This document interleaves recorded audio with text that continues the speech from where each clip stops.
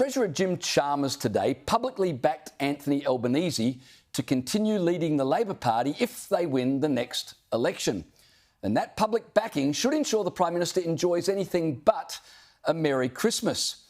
Whenever your nearest political rival is publicly backing you, it's a sign you're already in trouble. I mean, if you weren't in trouble, there'd be no need for people to say that they back you.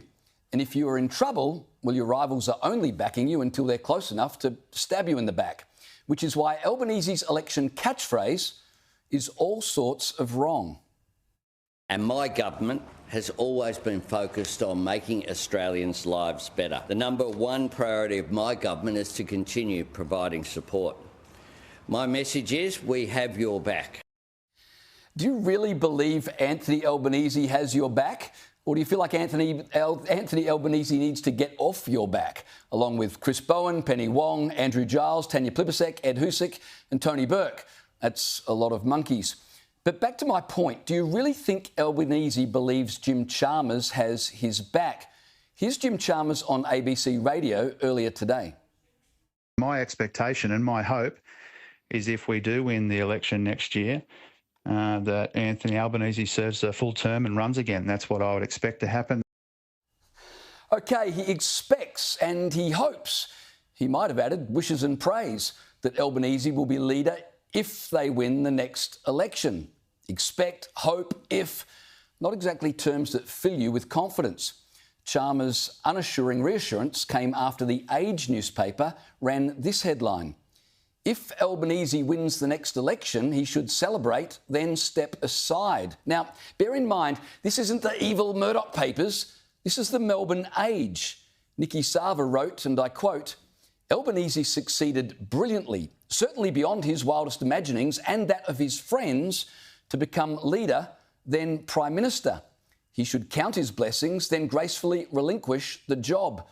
In other words, no one, not even his friends, ever thought Albanese was much of a leader, and they're still amazed he's the Prime Minister. And that was the kind version. She went on to say, the more drastic view, which has been bubbling away inside the wider Labor family, is that he's lost his mojo, his judgment has deserted him, and if he can't summon the discipline to shape up, he should ship out before the election to allow someone else to take on a rampant Peter Dutton. Ouch. That's from the friendly media. So there was Jim Chalmers on ABC Radio helping to pump up his ailing leader's mojo. One of the things that we'll be taking to the Australian people is a sense of stability, a sense that we've got an economic plan. Oh my goodness, Labor is going to take a sense of stability to the Australian people. Where are they going to get that from? Is he talking about the electricity grid? That's not exactly stable at the moment. Maybe he's talking about interest rates. They're pretty stable, as in immovably high. Immigration is also stable at record numbers. Government spending is stable at record highs. Forgive me, but things are terrible and we promise to keep it stable is not exactly a winning pitch. Imagine an airline pilot telling passengers as they plummet towards the ground, we're going to crash, but don't worry, as we plummet to the earth, we'll be giving you a sense of stability. As well as a sense of stability, the Treasurer promised the PM would give Australians a sense that we've got an economic plan. Not a plan, a sense that they've got a plan.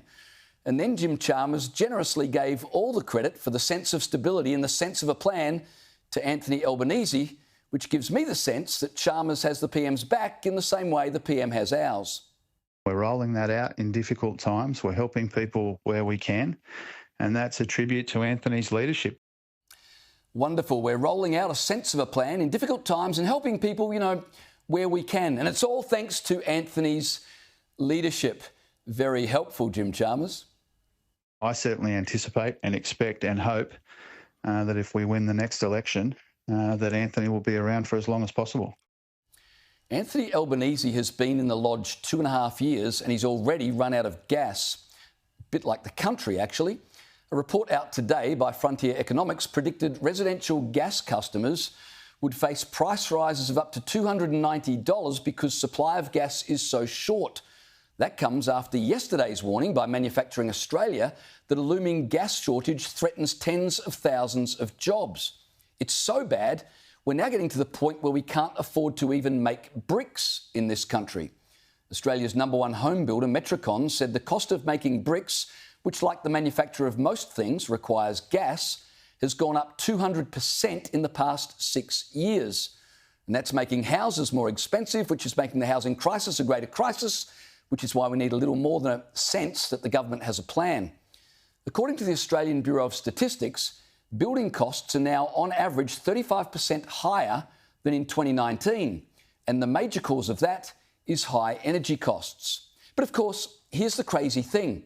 The gas shortage that threatens to cripple an already hobbled economy is not a gas shortage at all. It's a refusal on the part of the government to access the abundance of gas right beneath our feet.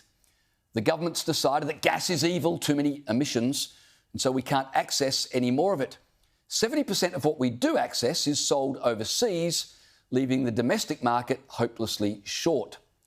But instead of opening new gas fields, can't do that, emissions, we export gas overseas and then pay to import it back at a higher price than we sold it.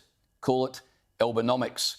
And by the time we bring back to Australia what we've shipped out of Australia, what do you think's happened to emissions? We've created more than we otherwise would have.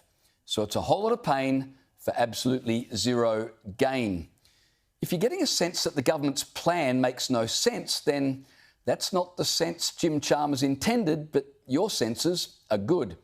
Having demonised coal, disparaged gas and discredited nuclear, here's the plan. Canberra's trial shows EVs can provide backup power to grid in blackouts and emergencies. That's right, we can power Australia by getting motorists to donate unused electricity from their Teslas. Now you know why Jim Chalmers says they have a sense of a plan, because that sure ain't an actual plan. Here's a plan.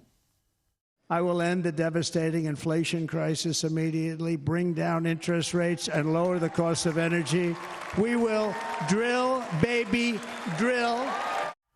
Peter Dutton should drill, baby, drill. That should be his election catchphrase. Would you vote for Albo to have your back, or for Dutton to drill, baby, drill? He made a good move today, pledging to scrap the government's planned Port Stephens offshore wind farm if elected. Our economy can't function on intermittent part-time power.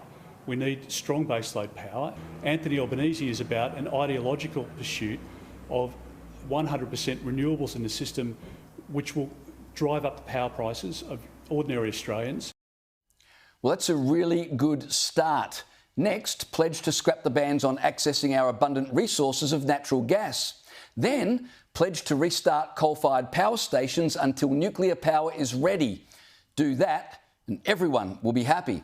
Australians will have cheap, reliable energy. Peter Dutton will be in the lodge. Anthony Albanese will be enjoying retirement in his $4 million beachside mansion. It's on a cliff top, so he'll be safe from sea levels that, we'll be warned, will rise the moment Dutton takes office.